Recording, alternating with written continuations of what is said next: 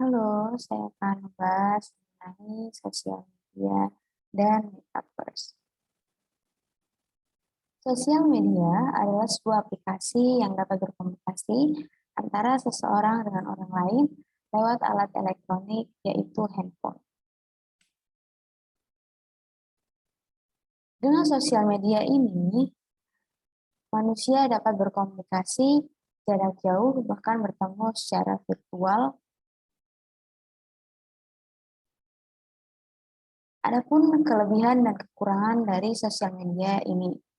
Yang pertama, kelebihannya itu ada berkomunikasi dengan mudah dan cepat. Yang kedua, tidak perlu menjangkau jarak jauh. Yang ketiga, mendapatkan informasi dengan mudah. Yang keempat, belajar mengajar lebih mudah, menjadi lebih mudah.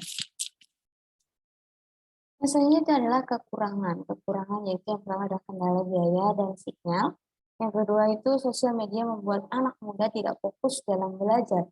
Yang ketiga ada kesalahan dalam menggunakan media sosial media. Yang keempat adalah menghambat pekerjaan.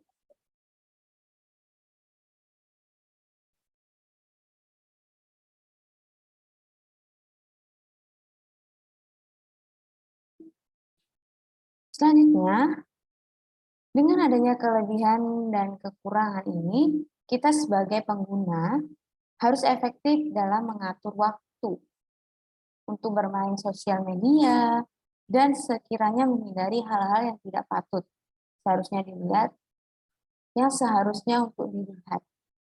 Nah, selanjutnya itulah anak muda sekarang bisa dikatakan sebagai generasi menunduk. Dimanapun mereka berada, pasti handphone yang selalu ada di genggaman tangannya.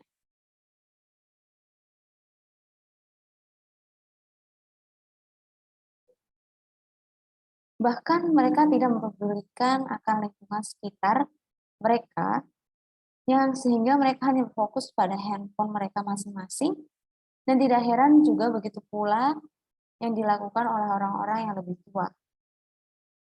Handphone merupakan suatu pengaruh yang tidak melihat umur manusia. Perkembangan zaman semakin maju.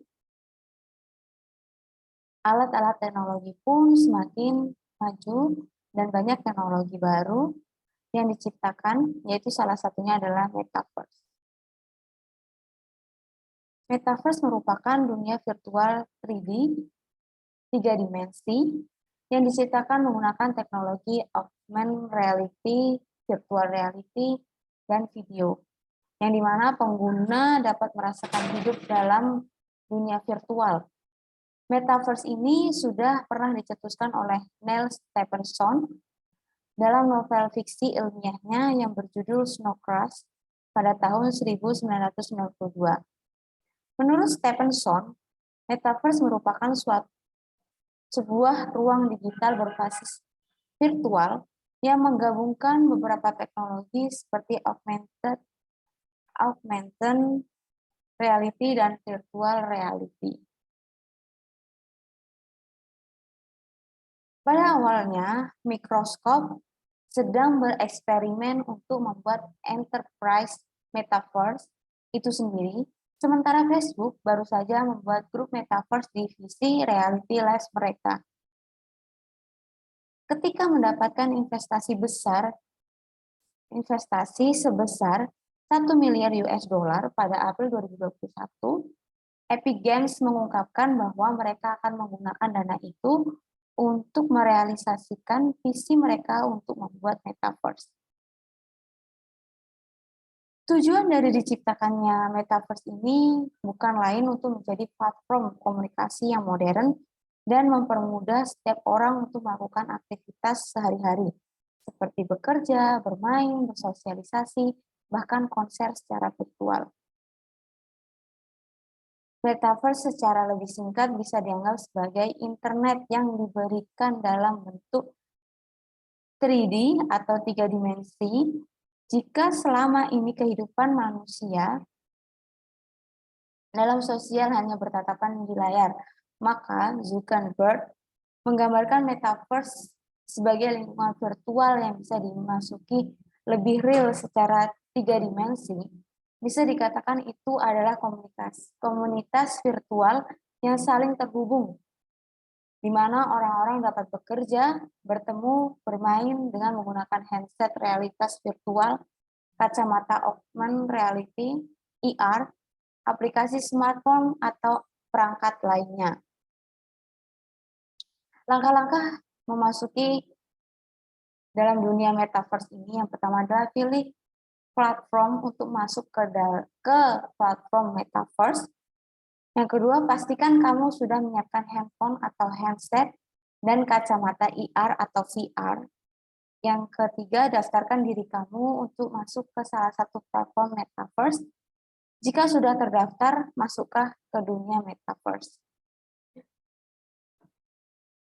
Jadi ada beberapa hubungan yang sama antara metaverse dan sosial media, di mana mereka sama-sama menggunakan dunia virtual. Hanya saja, sosial media menggunakannya melalui aplikasi-aplikasi yang ada, seperti WhatsApp, Facebook, Instagram, dan lain sebagainya. Sedangkan metaverse ini menggunakan alat-alat bantu seperti kacamata IR, handset, ataupun handphone untuk memasuki dunia metaverse tersebut. Sehingga metaverse ini juga dapat menghubungkan secara virtual antara seseorang dengan orang lain yang ada di berbeda negara, namun mereka dapat berkomunikasi secara virtual secara efektif, sama halnya dengan sosial media. Jadi hubungannya antara metaverse dan sosial media dengan pastoral counseling ini sangat efektif sekali untuk melakukan konseling jarak jauh dan secara virtual tentunya. Jadi berkonseling secara virtual itu kita sebagai konselor tidak harus bersusah payah untuk menemui si konseling dalam jarak jauh, baik antar daerah, antar kota, antar provinsi, antar benua, pulau, bahkan antar negara pun dapat dijangkau melalui sosial media ataupun dunia metaverse secara virtual.